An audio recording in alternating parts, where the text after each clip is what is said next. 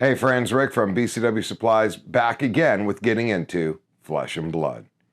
In today's episode, I want to talk about my experiences and my results from my first Road to National event that took place this past Saturday at Game Time in Indy.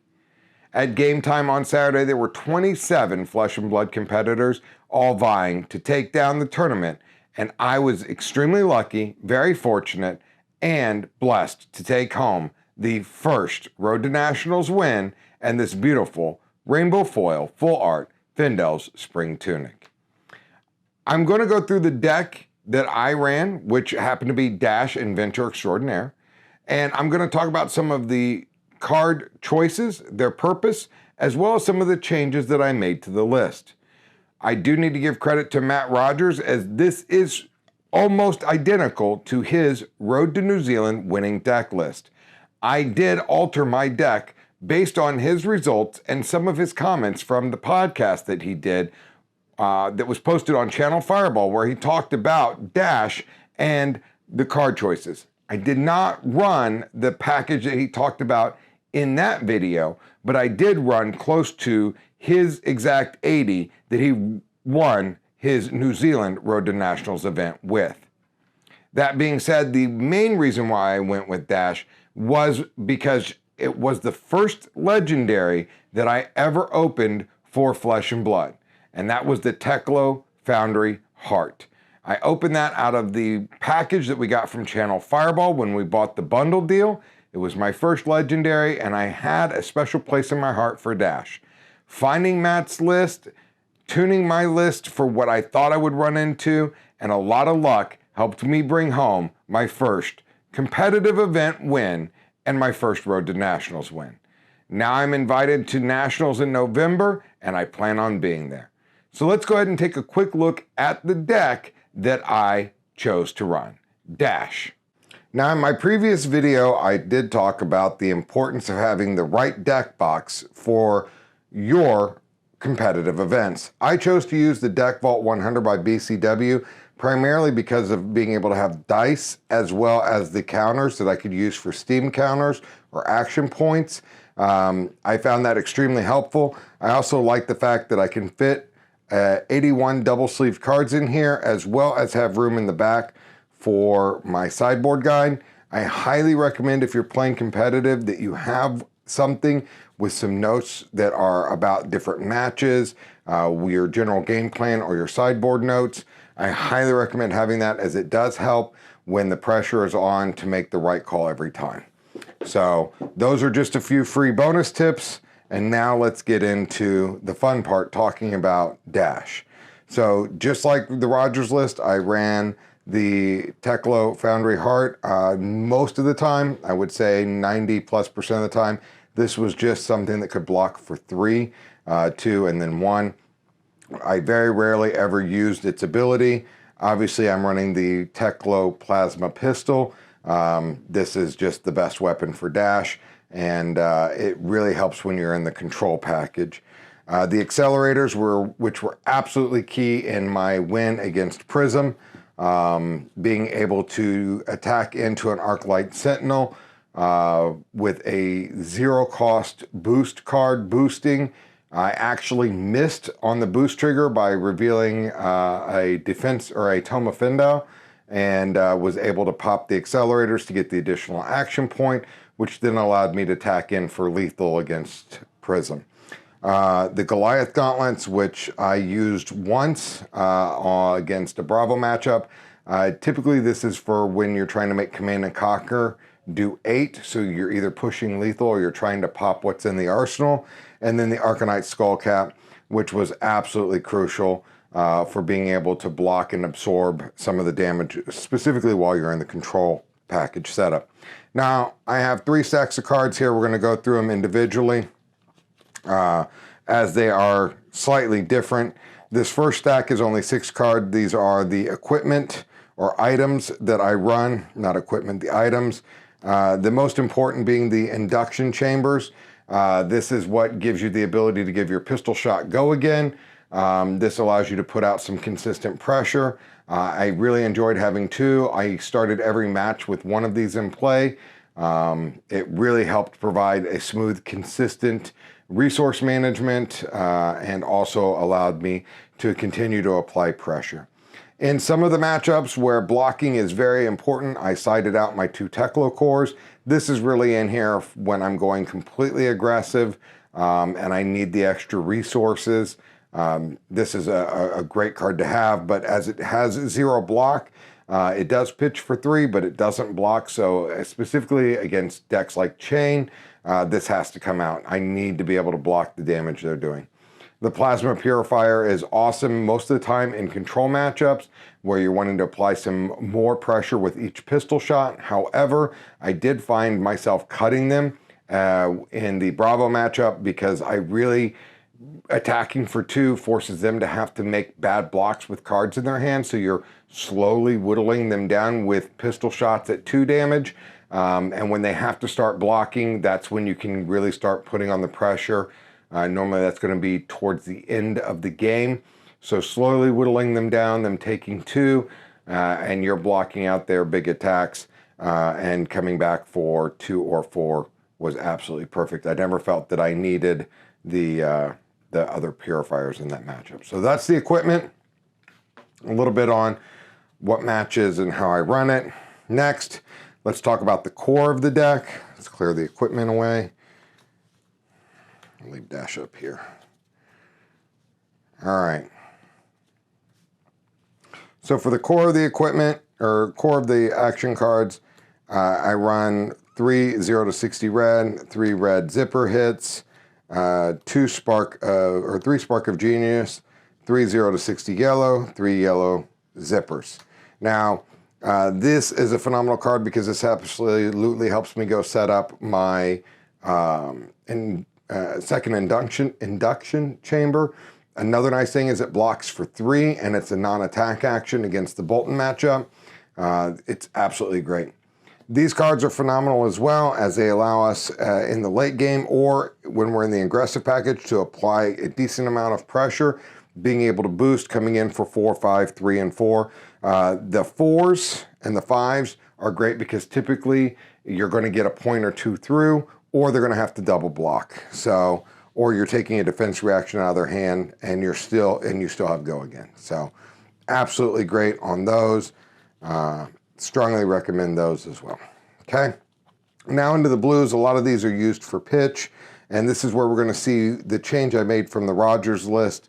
I'm running 3 combustible courier blue, 3 high-speed impact blue, 3 lock and load blue, 3 overloop blue, 3 blue throttles, 3 blue 0 to 60s, and 3 blue zipper hits. Again, I need to be able to pitch as many blues. Everything needs to be able to block. Every single one of these cards blocks for 3, which is great when you're in the control matchup because you're wanting to be able to spend 2 to load your induction chamber and your pistols, or your pistol, and then start shooting. So this is blue is perfect for that. They do apply a little bit of pressure. The lock and load is another non-attack action card for the Bolton matchup that you can block with. And then the last change is I did not run the 3 blue pedal to the metal that Rogers ran. Instead, I cut it and ran 2 blue pour the mold. And the reason I chose to run the pour the mold in blue, it pitches for 3, but it blocks for 3, and it's a non-attack action. So if you're expecting to run into Bolton, this is kind of a must include in my opinion. Just because you want to be able to block without boosting the potential damage from his attack reaction cards or attacks in general by blocking with an attack action card. So that is it for what I consider the main board plan. Lots of blues to fuel pistol shots and reloading chambers, and then a nice balance of red and yellow aggression. Now onto the flex spots. There's 2 different builds in this. First, we'll talk about the defensive package. I do run the 3 unmovables, red, 3 red sink belows, 3 red fate foreseens, and that gives me 9 defense reacts that I can side into, as well as being able to block with most everything in my deck. I also run 3 Sigil of Solace when life gain or grinding is going to be important. I really count this part of the defense package. I will bring most of this in against Chain. I think I leave out 1 of the unmovables against Chain, but I still want to be able to block as much as possible. I also run, the other difference from the Rogers list to mine is I run 3 Snag, which is kind of the silver bullet-ish for Chain. You can also use it against Bravo and Katsu when they're doing Razor Reflex or Pummels. But really, this is to try and stop having to block so much from a Rift Bind. I know that there are a lot of strategies out there for Chain to kind of combat this with a more go wide, have more options for go again, and not rely on the big Rift Bind turn. But still, if they play 3 non-attack actions, this is just like blocking for 3 by taking that 3 buff away from the Rift. So I still think this is a great card. I still will run 3. Rogers ran 2. I felt like I wasn't seeing them when I needed them when I only had 2. So I upped it by 1, and it ran perfectly fine. And in worst case scenario, it's a blue pitch. It doesn't have defense, so that is a downside to the card. But it does pitch for 3. And again, when you're in that control fatigue style game or that long grindy pistol game, having blue is always good. I run 3. Let's clear this out. Okay. Now next up are kind of some of my other package that I can side into. I run 3 Command and Conquers. This card is phenomenal. Again, I mentioned it with the gauntlets. You can get it up to 8 damage. They can't use defense reacts against it. I like it against Bravo. I like it against decks that are trying to set up for a big turn. Bolton is another prime example to try and force through a Command and Conquer. Only because you're either taking cards out of their hand, making their next turn really slow, or you're hopefully hitting that Luminari that they've arsenaled to stop them from having a big combo turn. Highly recommend, highly recommend the Command and Conquers. They're also great against Prism because they are a 6 attack. The next one is strictly really for the aggressive build when I go full aggro or Prism, and that's Maximum Velocity at 3 of. Again, this is a 10 attack. It is very hard to pull off. It does require you to have boosted 3 times in order to play it. But it is a phenomenal card for popping Phantasms out of Prism because even the Phantasm, the Herald of Judgment, -1 to it, it still makes it a 9, high enough to pop it. The next one that I run in that vein is 3 Red Throttle to 60s. This is a 6 damage card. It's great for aggression. It's great for popping Prisms, Heralds, and it's a Mechanologist card, which is absolutely perfect for boosting with not worrying about hitting a non-Mechanologist card, so you'll continue to get go again. These two in combination put out a lot of aggression, so I highly recommend those. I also have, when I'm going more aggressive, I have the high-speed impacts. Sometimes I'll leave these in against in the control matchup, especially when I'm taking out like the Teclocore Foundry. Again, I'm just getting my deck back to 60 cards. It does do 4 damage. It does force blocking in the late game. You're not really boosting as much when you're in the defensive package until you know the whereabouts of the majority of, if not all of, the non-Mechanologist cards, because you want to guarantee that go again, and you don't want to burn one of those cards too early that could be extremely important for blocking later. I run 3 High Octane and 2 Toma Fendel. The High Octane, again, is in the aggro plan. Normally you want the Tome in the aggro plan. It's a way to gain life. You're really only leaning on this as your non-Mechanologist card. Maybe you have in the 3 Command and Conquers in like the Prism matchup. This is helped me gain 5 life, have a great turn. It's a very clutch card, but I really like it with the high octane package. The high octane package is great. Takes a little bit of setup. You want to have a really aggressive hand when you're ready to pop it off, but you can put out a lot of damage fast on a high octane turn. So that is the deck in its entirety. I hope you enjoyed it.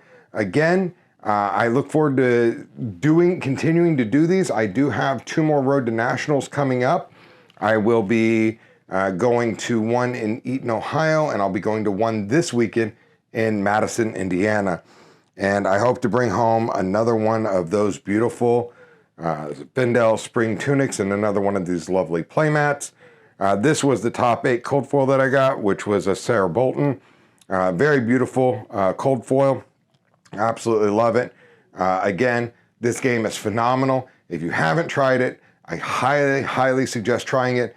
It is a very fun game. It's very mentally taxing at times when you're managing pitch resource, your life total is a resource, your equipment is a resource, what you're going to do on your next turn, how much can you do on your defensive side of your turn. It's a lot to learn, but it is a phenomenal game. Absolutely love it. Thumbs up.